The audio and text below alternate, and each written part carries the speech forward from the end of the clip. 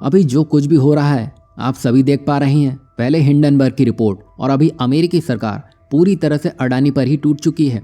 देखा जाए तो अडानी को बड़े झटके देने की तैयारी है, लेकिन यहाँ अडानी ने इजराइल के साथ मिलकर एक ऐसा कारनामा कर दिया है जिसमें यूरोप ने ही अडानी को एक बड़ा ऑर्डर दे दिया है। तो जहाँ अमेरिका सिर्फ अडानी पर एलिगेशन लगाकर मामले को दुनिया के हर कोने तक पहुंचा चुका है, तो यहाँ भारत ने भी अपनी ईडी को अमेजोन और फ्लिपकार्ट के पीछे दौड़ा दिया है। दरअसल हाल ही में देश की दो सबसे बड़ी ई कॉमर्स कंपनियां अमेजोन और फ्लिपकार्ट पर प्रवर्तन निदेशालय यानी कि ईडी ने बड़ी कार्रवाई कर दी है। यही नहीं, ईडी ने इन कंपनियों को और उनकी संबंधित कंपनियों के दफ्तर पर देश भर में 21 जगहों पर छापेमारी भी की है। बता दें कि भारत में अमेजोन पर ईडी की कार्रवाई ने यह साबित कर दिया है कि विदेशी कंपनियों की चालाकी यहाँ ज़्यादा दिनों तक टिकने वाली नहीं है। दरअसल भारत के ई कॉमर्स के जो नियम हैं वो बिल्कुल साफ हैं।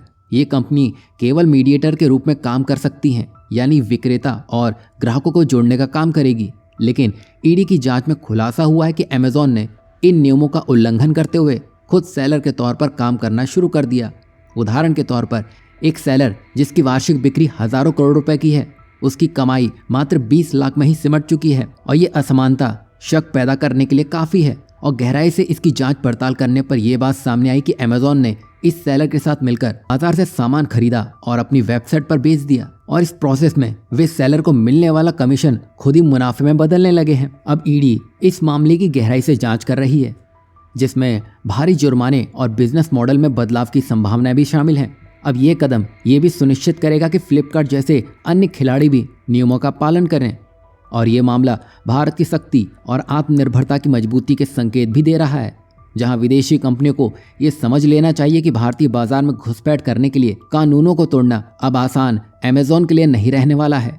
अब यहाँ पर इन कंपनियों को सीख ले लेनी चाहिए। यहाँ भारत अपने नियमों को कठोर कर रहा है और भारत सिर्फ बड़ा बाजार ही नहीं बल्कि एक मजबूत कानून का पालन करने वाला देश भी है। वहीं जहाँ भारत अमेरिकी कंपनियों पर सख्त रुख अपनाने में लगा है, अब यहाँ पर अमेरिका जिस तरह अडानी को बार बार घेरने की कोशिश में फेल होता जा रहा है, उसके बाद इजराइल ने अडानी के साथ मिलकर एक बड़े काम को अंजाम तक पहुंचा दिया है, जिसमें सबसे ज्यादा मिर्ची तो अमेरिका को ही लगने वाली है।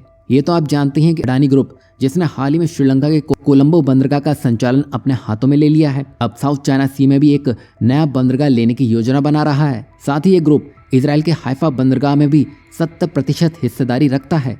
देखा जाए तो विदेश नीति में अडानी ग्रुप की एक महत्वपूर्ण भूमिका भी है।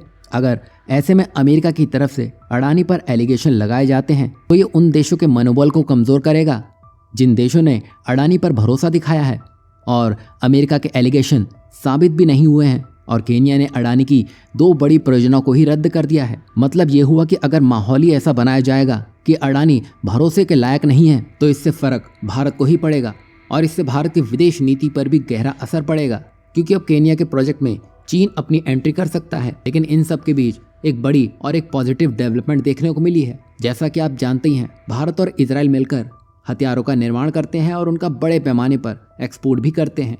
और अब इसी जोड़ी की डिमांड यूरोप के देश में महसूस की जाने लगी है। दरअसल इजरायली रक्षा कंपनी एल्बिट सिस्टम लिमिटेड ने एक यूरोपीय देश से $335 मिलियन का एक बड़ा ऑर्डर हासिल कर लिया है और इस डील के तहत कंपनी पल्स रॉकेट लॉन्चर और हर्मीज 900 ड्रोन की आपूर्ति करेगी। और हर्मीज 900 ड्रोन ये वही इजरायली ड्रोन है जो इजराइल की सेना गाजा और लेबनान में सफलतापूर्वक इस्तेमाल कर रही है। ये डील भारत के लिए भी खास हो जाती है क्योंकि इन ड्रोनों का निर्माण भारत में ही अडानी डिफेंस सिस्टम द्वारा हैदराबाद में किया जा रहा है और यहीं से इनका निर्यात भी किया जाएगा। ये डील भारत और इजराइल दोनों के लिए ही फायदेमंद है। खास बात तो यह है कि यहाँ इजराइल ने पोर्ट से लेकर डिफेंस के क्षेत्र में अडानी पर भरोसा दिखाया है, तभी यूरोपीय देश ने भी अडानी पर अपना भरोसा दिखा दिया है। वैसे यूरोप का वो कौन सा देश है अभी उसका नाम सामने नहीं आया है, पर जो भी हो इससे ये साफ हो जाता है कि अडानी को फिलहाल तो रोकना अमेरिका के बस की बात नहीं रही। वैसे आपको क्या लगता है, ये एक्सपोर्ट ऑर्डर अडानी को अमेरिकी एलिगेशंस के जवाब में देखा जाना चाहिए? इस पर अपनी राय जरूर दीजिएगा।